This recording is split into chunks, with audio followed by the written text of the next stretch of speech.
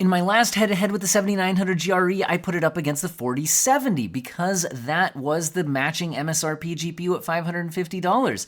And I really liked how it stacked up. Often 20% faster when you're not ray tracing, and even when you are ray tracing, that gives it some headroom to stay right in there. And so honestly, it got my recommendation. However, this is a crowded price class, and today we're looking at the 7900 GRE up against the 4070 Super, where in the same type of test where it might have been 20% ahead before, well, 3% ahead is a lot less impressive, although it is coming in at a bit lower price. Speaking of pricing, the 4070 Super is about $600. That's its MSRP, and it is priced around there. And the 7900 GRE starts at $550 and goes up a little bit from there. I'm testing out the Power Color Hellhound model in this video. Really like this cooler model for the 7900 GRE. I'm running it out its out-of-the-box settings, which is the OC BIOS. It does have a dual OC and silent BIOS settings. Anyway, this also tested out really well in cooling up against some other coolers when I looked at hardware and box testing. So good stuff there. And speaking of GPU pricing, a lot of people make a huge mistake by not selling their old GPU to fund their upgrade. Jawa.gg, today's sponsor, offers you the simplest and fastest way to do that. Now, I can also get you $10 off your first purchase at Jawa using code OWEN10. Follow the link in the video description and/or pinned comment. Now, at Jawa, you can do the normal thing where you list it yourself, sell it on the used market, and manage that. But I know a lot of people they're just like, it sounds like a hassle, right? I don't want to do all that. So that's where they can completely take the hassle out of it, and also compared to like selling locally where you might get mugged, that kind of thing, right? So if you want to sell directly to Jawa, it's super simple. You tell them about your GPU model and condition for an instant offer, print your free shipping label, and mail the GPU, so the cost of the shipping is factored into the price that they're quoting you. They inspect the part to make sure everything checks out, and boom, most sellers get paid within 1 business day after the part is received. And again, I can get you $10 off your first purchase using that code OWEN10. Follow the link in the video description and/or pinned comment. Now, like I said, we're doing the 4070 Super up against the 7900 GRE. And again, the 7900 GRE is a bit less expensive, but they're pretty close. Let's see how they match up. I'm tiny now. Cool. Let's go ahead and run the benchmarks. This first test is Unreal Engine 5, which is a very big deal. Lots of games will be using this engine. This game is RoboCop Rogue City, and at 1080p epic settings, it's only a 3% performance difference at 104 versus 101 FPS. 1% lows are a 4% gap at 83 versus 80. So it's technically a win for the 7900 GRE, but I think without the benchmark numbers running, you'd be hard-pressed to tell the difference. Moving to 1440p epic settings, it's actually even closer, now at 71 versus 70 FPS. The good news is both GPUs are doing great. This is a good experience. You can max out the game at 1440p with no issues, but you wouldn't really tell which GPU you're using. The 7900 GRE does provide that performance for a bit less money, although it is drawing more power at about 280 to 290 watts versus 200 to 210 watts in this test. Now, if we move up to 4K epic settings, they're actually exactly tied at 36 FPS average and 32 in the 1% lows. So again, you couldn't really tell which GPU you were using, but I don't think you would use either GPU at these settings. Because considering 36 FPS in a first-person shooter is probably not most people's performance targets, but that doesn't mean we're going to leave it at that. We're going to go ahead and try kicking on quality level upscaling, which now gets us to around 60 FPS. It's 58 and 59 respectively, so now a 2% lead for the 4070 Super, so performance-wise, you couldn't really tell which one you had. But if you look at the image quality, this street is kind of shimmery. The car grills, the fencing in the background, a little bit temporally unstable, a little bit shimmery. So in general, time to talk about one of the big differences. So when you're not getting much performance difference between the cards, you'll start to be more mindful of feature set differences like the upscaler. DLSS tends to be more stable in motion, less flickering, a little bit. Now, I'm not trying to say the FSR quality isn't usable, especially at 4K resolution. The higher pixel count you have to work with, the better FSR competes. But it still is not equal. Also, While FSR 3 frame generation is getting into more games, there are still currently more games total that have a DLSS 3 frame generation implementation, including RoboCop Rogue City here. Although Unreal Engine 5 does have an FSR 3 plugin now, so it should be pretty competitive there for that implementation. That being said, AMD does have a driver level frame generator. It's just not of equal quality, so I'm not showing that here. I'm only going to be using the in-game built-in frame generators when they're available in today's testing. Now, speaking of FSR not really competing super well in image quality versus DLSS, I will mention that this is an Unreal Engine 5 game, and Unreal Engine 5 has TSR, which we're looking at on the right side of the screen. FSR is on the left here. And if you look at those fine details, the shimmering in the street, the car grill, things like that, a lot of those issues are solved on the TSR side of the screen, although you'll notice the frame rate counter is about 2 FPS lower here. So you are taking a bit more of a performance hit if you use TSR, but I do think it's worth it for the improved image quality. But I'm going to shrink myself out of the way here and talk about Alan Wake 2, one of the most graphically demanding new games. Looks great. The high setting is its highest preset level. There's no ultra preset, although we'll turn on ray tracing in a minute. Also, the game has no TAA pathway, so you're stuck to DLSS or FSR, and I'm using those respectively on their GPUs. But at the native resolution, we're getting a 12% lead from the 7900 GRE at 1440p, so nice. If we kick on ray tracing in this game, there's various settings. At the low settings, the 7900 GRE doesn't fall too far behind. The 4070 Super takes a 6% lead. It's only 56 versus 53, although this is with quality level upscaling now, where I think the DLSS does take a bit of a noticeable image quality advantage, and the 1% lows are also a 13% lead, and this is another game that does have frame generation available for DLSS, but not FSR. Again, you could do driver level frame generation for AMD if you wanted to. However, I want to stop here for a second. We're looking at path tracing.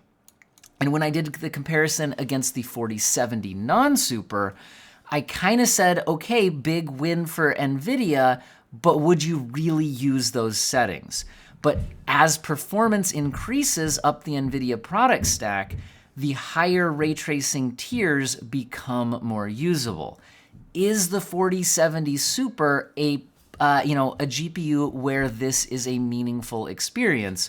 Because if you're getting, an 80% lead and even better in the 1% lows, we want to find out, is that a meaningful win? Are these settings you're actually going to use? So let's talk about it. We're using quality level upscaling here. And in this kind of foresty scene, we do dip into the 40 FPS range on the 4070 Super. Now, granted, this is a pretty slow-paced game.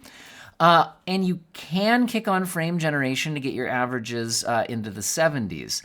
However, frame generation doesn't get you an equivalent experience to achieving those frame rates natively.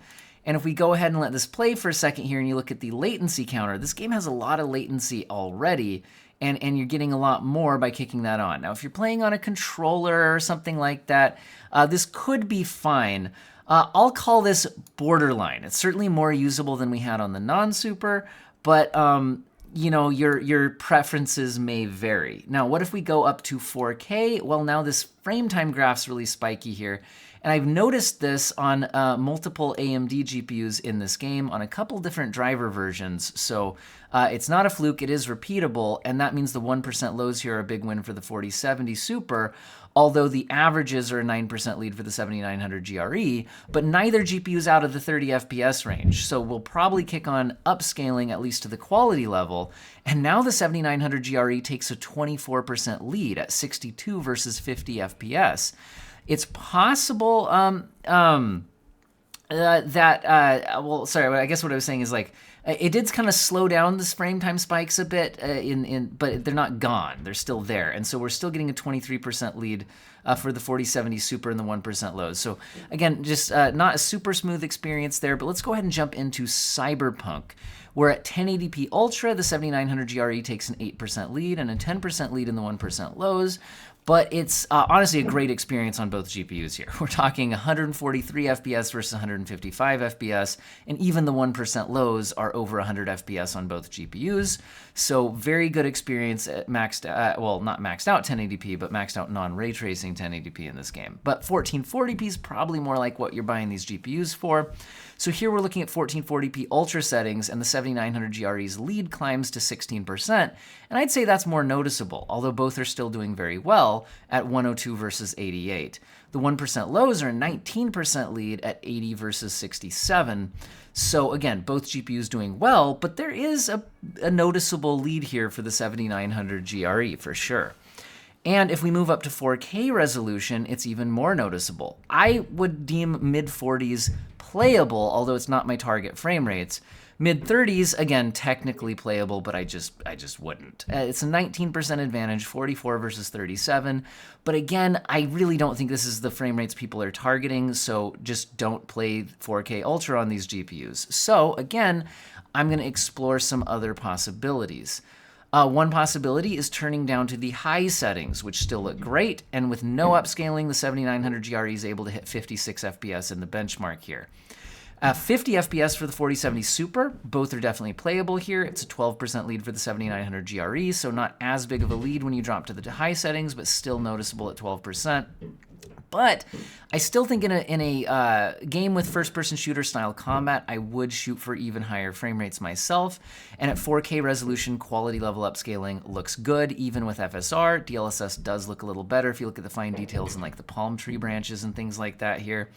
But anyway, it's a 6% advantage now, so it's dropped to a 6% lead, and the 4070 Super has a better image quality. So I'd call this one a bit of a wash, or even prefer image quality on the 4070. But both are doing well here at 87 versus 82 FPS, and the 1% lows are tied at 72.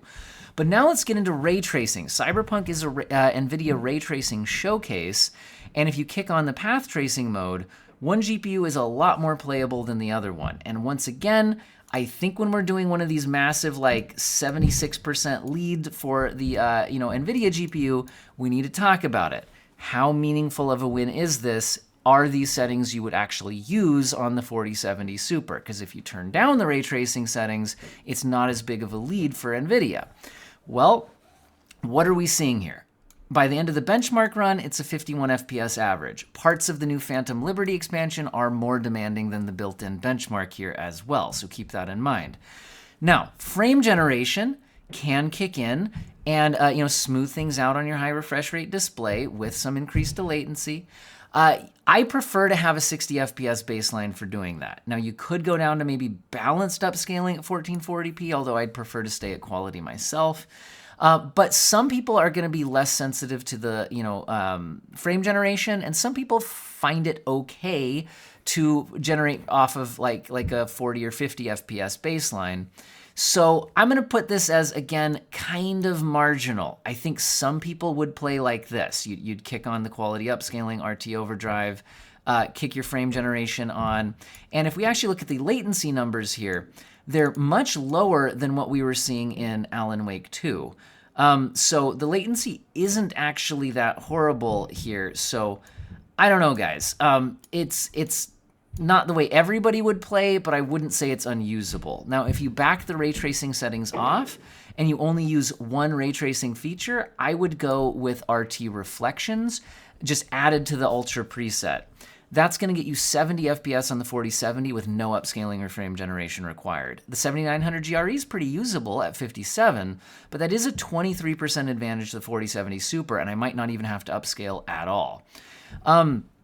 If you do want to upscale it, the quality level upscaling, the 4070 Super jumps to 109 FPS, giving it a 24% advantage over the completely respectable 88 FPS on the 7900 GRE.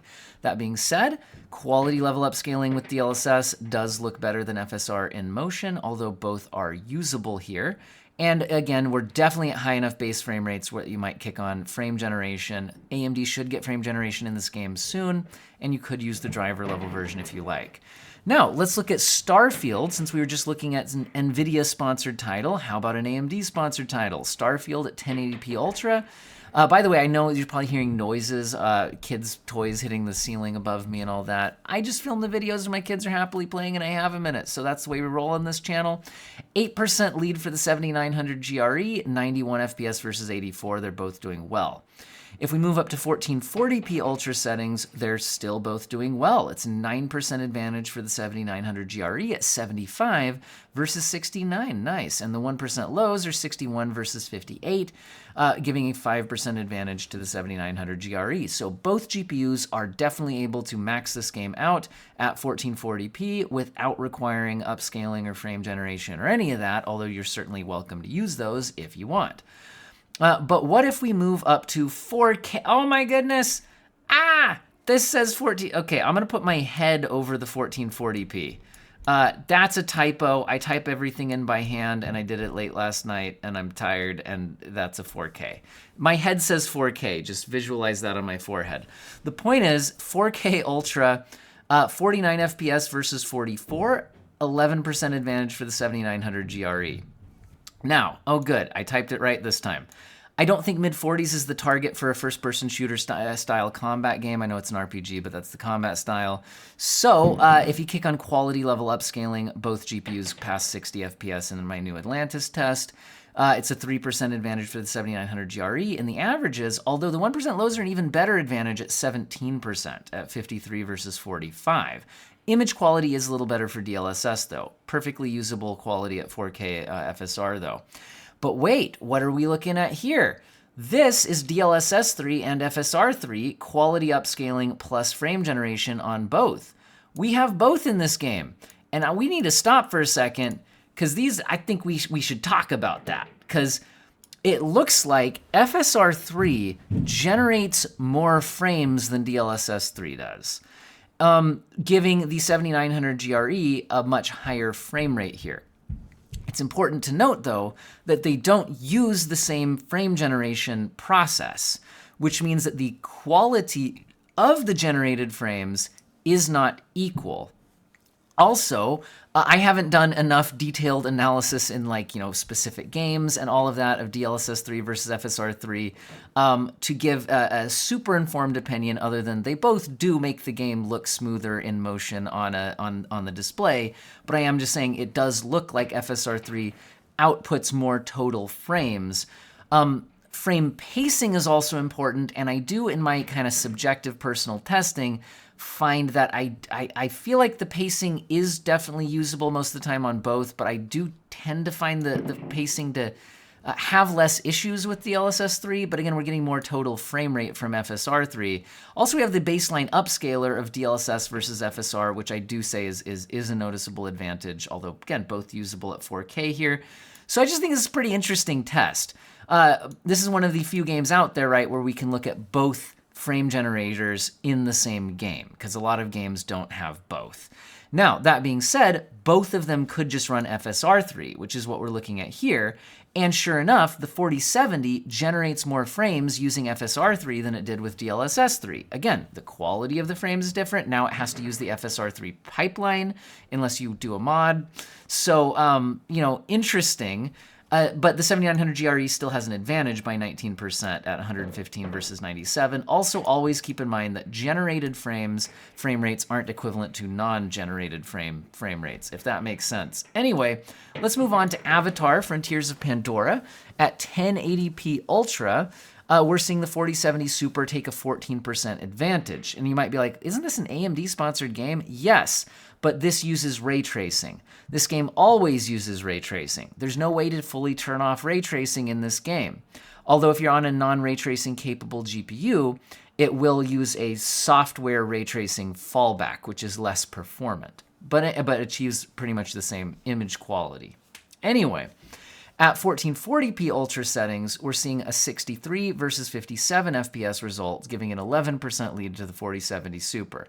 So again, this is one of those places where we're seeing that the Nvidia ray tracing advantage is giving it a noticeable lead, but it's not a mind-blowing difference. 63 versus 57 is not like a dramatically different experience.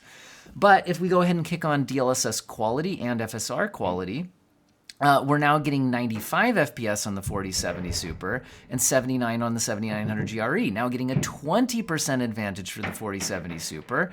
That's definitely more noticeable, and also the DLSS upscaling looks a bit better. Look at the fence line and things like that. It's definitely more flickery on the AMD FSR pipeline. Now, this game does have frame generation, but only FSR 3 frame generation. So we can use it on both GPUs, but it means we're on the FSR pipeline, so both of them get the little bit more like flickery upscale on the fence lines and things like that. And also, they're tying performance now. So again, it seems like the AMD GPU gets more FPS out of FSR 3 frame generation than the Nvidia GPU does, which brings them back in line on performance, which was kind of an interesting result. But anyway, at 1440p high settings, you could just play the game without any upscaling or frame generation and get a good result on both graphics cards. It's 82 versus 73, so it's still a noticeable 12% lead for the 4070 Super. But again, it's not one of those like 80% path tracing wins or something like that, right? So when the ray tracing is more in line with what consoles can realistically do, it's not that big of a advantage, but it is an advantage for the 4070 Super.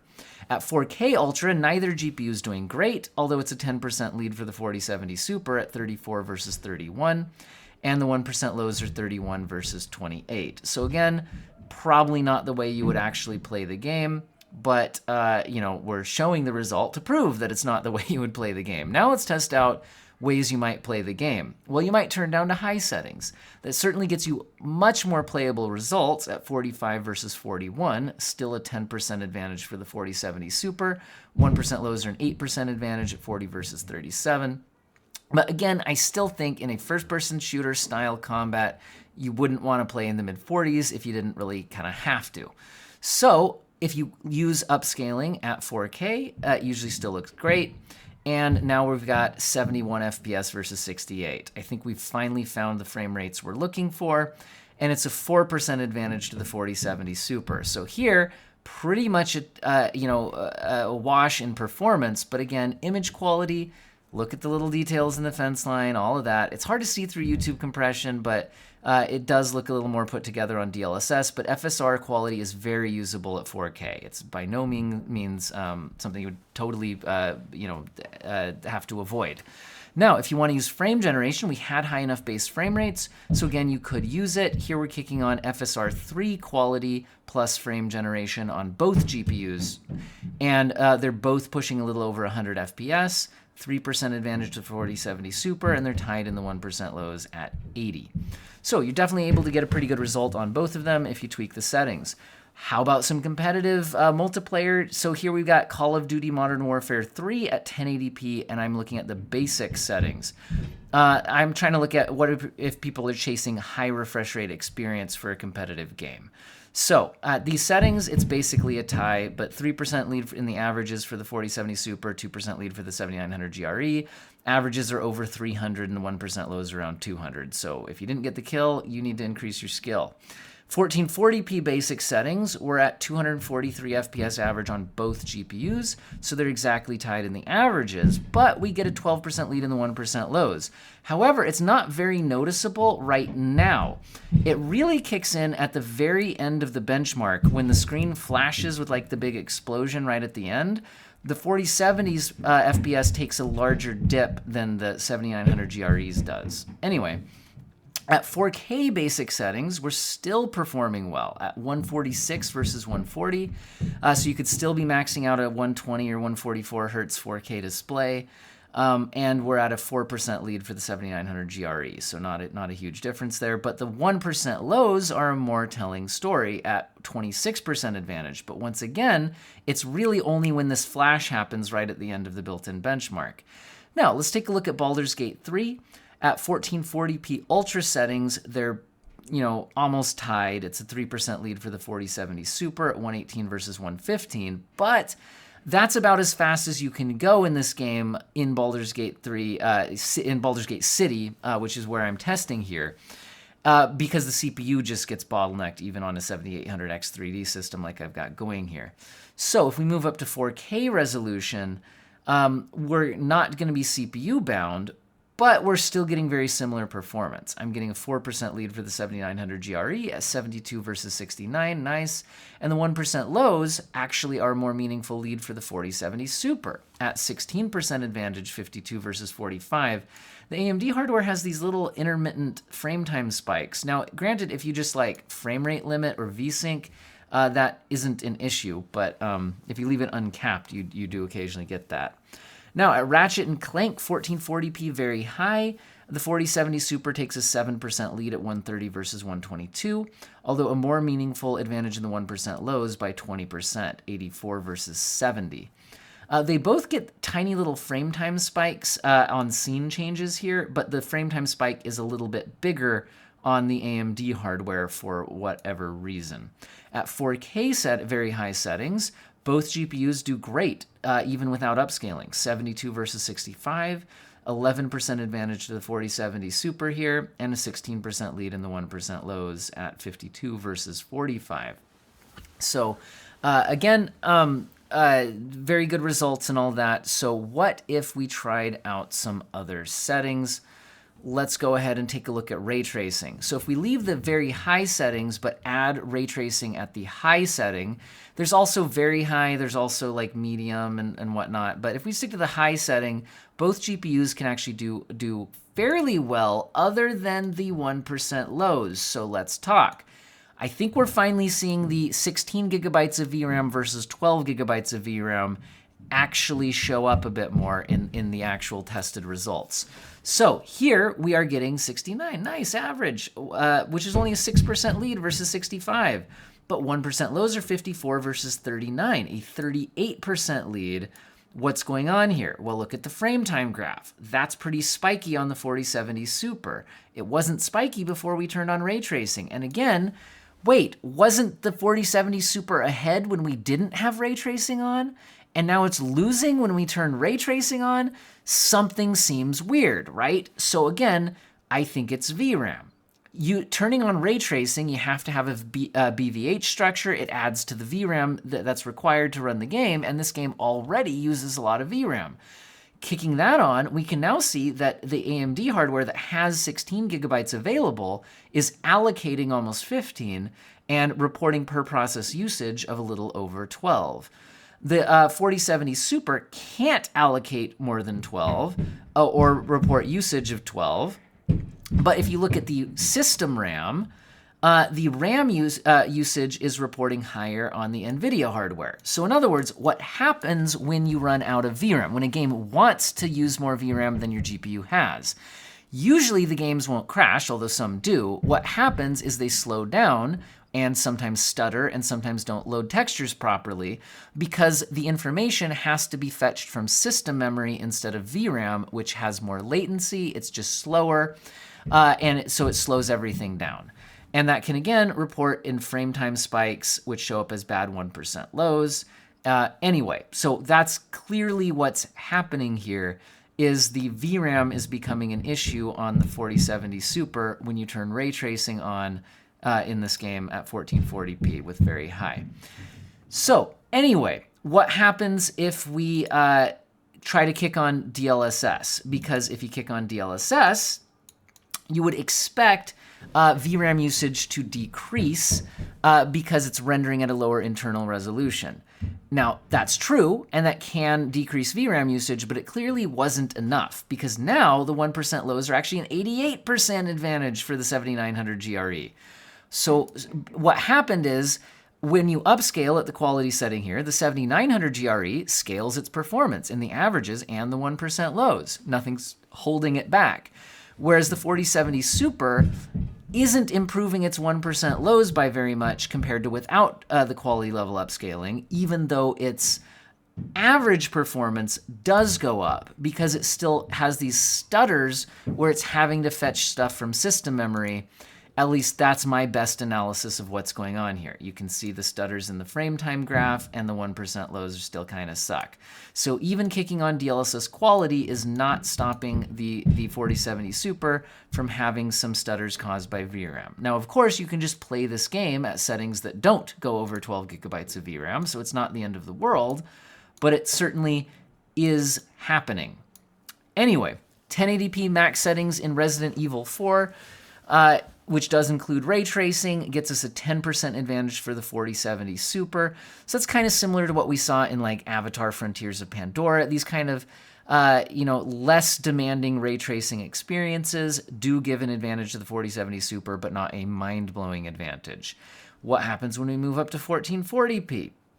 Actually, I tested out prioritized graphics because I wanted to show what if you just turned off the ray tracing. So prioritized graphics turns off the ray tracing, performance goes way up for both GPUs. They're now basically tied in the averages at about 214, 215 FPS. And the 1% lows are an 11% lead for the AMD hardware at 193 versus 174. But honestly, both are just getting such high frame rates, you're just not really going to notice any differences. You're just going to be like, wow, that feels smooth. Now moving up to 1440p with the max settings, which once again includes some limited ray traced reflections. Both GPUs are over 100 FPS. The 4070 Super's lead decreases to 2%.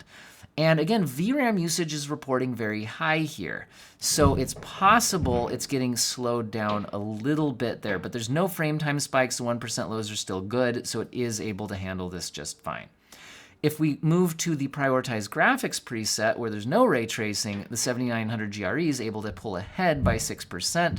So not a huge meaningful win. Like, again, both GPUs are performing extremely well, 158 versus 149. Even the 1% lows are 145 and 135. So really, you're just going to have a really nice, smooth, high frame rate experience on both GPUs here at 1440p resolution. Now, if we go up to 4K max settings, even though this has ray tracing, the AMD GPU pulls ahead only by 6%, and we're not getting big stutters on the 4070 Super here, but it is, it's not winning at ray tracing, which you would expect. So I'm wondering if it's held back by a little bit of a borderline VRAM situation. I can't prove that. That's just my suspicion. Now, if we move into 4K non-ray trace settings at prioritized graphics, now we get a 13% lead for the 7900 GRE at 87 versus 77, and the 1% lows are 77 versus 69. Nice, 12% lead for the 7900 GRE, so both GPUs can do really well here and not even require any upscaling. So we have tested out a bunch of games. We found settings that make sense. So in the end, what the question we need to answer here is it worth spending a bit more money to get the 4070 Super? And I think the answer is, for some people, yes, and for some people, no. I don't think this was a case of either GPU just being a dominant, obvious victory. And sometimes that's just the case, right? So AMD does offer more VRAM, and that did show up at least in one game. And if you hold on to your GPU for a long time, it's definitely always the trend that VRAM demand for games goes up over time, right? But nobody can predict exactly how much and how quickly, so it has that going for it. The 7900 GRE also costs a little bit less and generally delivers similar or frequently a little bit better, but not always, performance when you're not ray tracing. The thing is, the small leads when you're not ray tracing, I mean, sometimes they're not even there. Sometimes they're pretty small. It's kind of like, let me put it this way. When we looked at the 4070 non-super against the 7900 GRE, we saw the recipe for an AMD victory. Crush the rasterized performance advantage. 20%, right? Noticeable differences. And then have such a big lead that when you kick on ray tracing, you're not even behind when they're just kind of, reasonable ray tracing workloads. That was offer more VRAM in the package deal. That's right. That's what I'm looking for. Here, it's like, well, okay, a little bit better. Sometimes, in the 1% lows, sometimes, I'm not saying it doesn't get some wins, but the 4070 Super has a better upscaler. And it draws a lot less power. I mean, not like dramatically less, but we're talking like 200 versus going up to around 290 at times here, 210, maybe on the 4070 Super. The point is definitely more power efficient, better upscaler. And if you are using heavy ray tracing workloads, it certainly can give the 4070 Super some big wins, although again, those really heavy workloads are a bit marginal, right? Like, are you really going to use those settings? And here I would say some people might, much more so than I saw in the non-super version.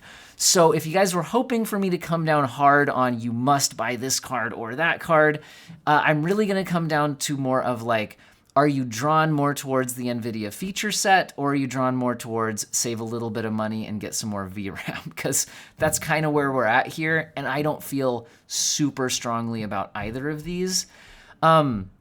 Whereas I felt when we were looking at the exact matched MSRPs of 4070 and 7900 GRE, I was more like, yeah, I'd take the 7900 GRE. So what does that mean? Well, I think AMD could have a couple of options. One option would be, okay, they've offered some reasons to get this. Maybe that's all they're looking for. Another option would be to bring in something else to compete with the 4070 Super, like maybe the 7900 XT dropping to, 650 or something like that, because that's where you get more of that noticeable, rasterized advantage and doesn't even lose too badly in a lot of ray tracing workloads kind of situation. If they don't do that, then, I don't know. But I think the definite loser in this price point to me right now feels like the 4070 non-super, because it's so close in price to the 4070 Super. I think that just makes more sense. And if you're not going to spend more than $550, I do think the 7900 GRE makes sense. So maybe that's how I'll end the video. If you can't spend more than $550, the 7900 GRE gets my vote. If you have the extra $50, I think based on personal preference, the 4070 Super can make sense as your purchase, but that won't be the choice everyone would prefer, especially depending on how you feel about VRAM and things like that. How much do you care about power efficiency or not care about power efficiency? Things like that. How likely are you to turn on ray tracing? How much do you want to use upscaling? All of those things kind of make it one of those personal preference deals. What do you guys think? Let me know in the comment section if you feel strongly about these, and I know your comments. I know some of you do, so you guys can definitely argue it out there. Don't forget to fund your upgrade by selling hassle-free on Jawa.gg and getting that $10 off your first purchase with code OWEN10 and following the link in the description. And huge thank you to viewers, commenters, subscribers, and especially channel members who click the join button to directly fund the channel financially. That is absolutely huge. You get a little member badge, you get early access to some videos, makes it easier for me to see your comments, all that sort of thing. Huge thank you. Totally understand not everybody's in a position to do that. Totally fine as well. And I hope all of you have an excellent day.